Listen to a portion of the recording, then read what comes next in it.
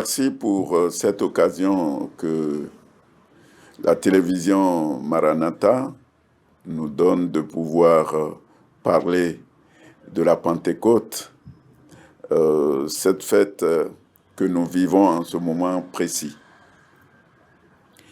Il faut dire que au commencement, la Pentecôte était l'une des 3 solennités en Israël pour laquelle tout homme devait se présenter devant le sanctuaire de Dieu. Les 3 solennités, c'était la Pâque et la Pentecôte, qui est la fête des semaines, et ensuite la fête des tabernacles. Parmi ces 3 solennités, la fête des semaines, qui est aujourd'hui la Pentecôte, était la fête des récoltes. Alors, cette fête des semaines, elle est appelée comme ça parce que elle devait se passer 7 semaines après la Pâque. 7 semaines après la Pâque. Elle est donc appelée la fête des semaines. Et c'est 7 semaines après la Pâque. Et donc, le premier jour après le sabbat. Et ça fait donc que la Pentecôte, la fête des semaines, est aussi appelée la fête du 50e. Parce que 7 semaines après la Pâque est le premier jour qui suit le dernier sabbat des 7 semaines. Ça fait donc 50e jour. La Pentecôte est aussi appelée la fête du 50e pour cette raison. Mais avec l'évolution, elle est devenue la Pentecôte et ça se passe donc 50 jours après la Pâque. Et il faut dire que c'est une fête qui doit beaucoup nous parler aujourd'hui parce que elle se passe 50 jours après la résurrection de Jésus et son ascension.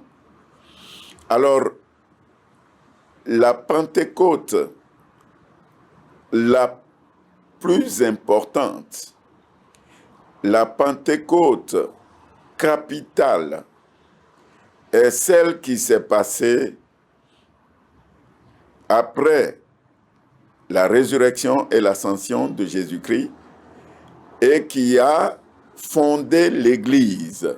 L'Église a été fondée ce jour-là parce que avant cela, le Saint-Esprit était accordé simplement à quelques personnes, les prophètes et quelques saints. Mais à la Pentecôte, c'est-à-dire la première Pentecôte après la résurrection et l'ascension de Jésus, cette Pentecôte a vu l'effusion du Saint-Esprit sur plus de 120 personnes et sans distinction d'âge, sans distinction de sexe, sans distinction de conditions sociales, sans distinction de toute autre caractéristique.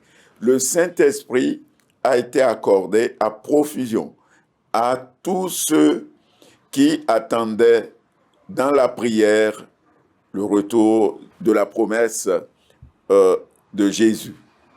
Et donc cette Pentecôte, c'est elle qui a vu la naissance de l'Église. Et aujourd'hui, la Pentecôte que nous vivons donc c'est cette Pentecôte-là où le Saint-Esprit est descendu sur tous ceux qui ont cru et qui attendaient la promesse du Seigneur. Alors, je voudrais, avant de terminer, peut-être dire le miracle qu'il y a dans la Pentecôte. Ce miracle. Vous savez, Jésus disait qu'il n'était pas venu pour abolir la loi de Moïse, pour qu'on mette de côté, mais il est venu pour accomplir la loi. Il est venu pour accomplir toute la loi. Vous voyez, la Pentecôte n'est pas venue avec Jésus. La Pentecôte existait avant la venue du Seigneur Jésus-Christ en chair. Mais comment pouvez-vous comprendre que cette Pentecôte-là respecte les dates fixées avant que Jésus n'arrive en chair? C'est là le miracle. C'est là le miracle. La crucifixion de Jésus, son ensevelissement, sa résurrection, son ascension et l'accomplissement de la promesse du Saint-Esprit. Tout cela est en harmonie avec la loi de Moïse. Pourquoi la Pentecôte? Pourquoi l'effusion du Saint-Esprit ne s'est pas passée 100 jours après?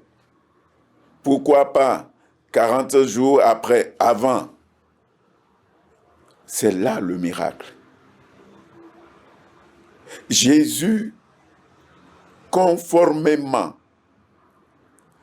tout s'est accompli conformément à la loi de Moïse. Et le retour, la venue du Consolateur qu'il a promis, s'est passé encore le jour de la Pentecôte. Exactement, date exacte, jour pour jour. C'est là le grand miracle. Et nous devons comprendre donc que Dieu est souverain. Il est grand. Donc la Pentecôte, ce n'est pas de l'amusement. La naissance de l'Église, l'Église de Christ, le jour de la fête des semaines, le jour de la Pentecôte, ce n'est pas rien. Je voudrais saisir l'occasion pour demander à l'Église de Jésus-Christ de bien vouloir comprendre ce miracle puissant qui est caché dans la Pentecôte. Parce que si tout s'est fait conformément à ces trois fêtes qui étaient solennelles, où tout homme devait se présenter devant le sanctuaire. Je vous ai cité les trois fêtes, la Pâque, la Pentecôte, la fête des tabernacles. Et donc, si aujourd'hui, la Pentecôte s'est passée à la date exacte fixée pour la fête des semaines, et que Jésus a observé tout cela jour pour jour, il est parti en nous faisant une promesse. Attendez jusqu'à ce que le Consolateur vienne. Et ce Consolateur est venu à un jour particulier. Et l'Église est née. Que le Seigneur nous aide à comprendre la profondeur de cet acte qu'il a accompli, comme tous les autres d'ailleurs. Il n'y a pas de hasard avec Dieu. Et je voudrais saisir l'occasion pour dire qu'au-delà des manifestations, des activités qu'on fait, et les chrétiens peut-être célèbrent la Pentecôte, mais sans comprendre profondément sa signification, que nous prenons conscience